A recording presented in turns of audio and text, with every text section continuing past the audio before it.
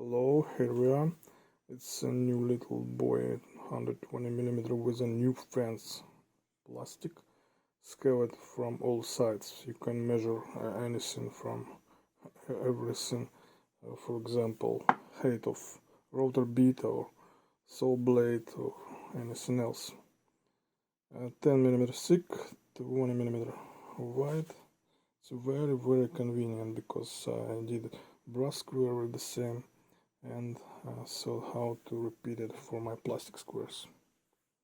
So that's it. You can put it here, but need to count plus 10mm of thickness of fence, or this way.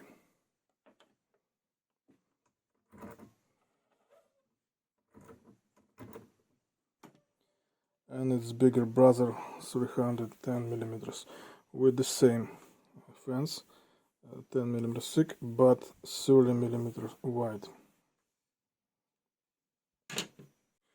This fence is more stable than wooden, but I think wooden classic fence also convenient in different situations. Anyway, we have more option to choose for now. So guys, thank you for watching and see you next time.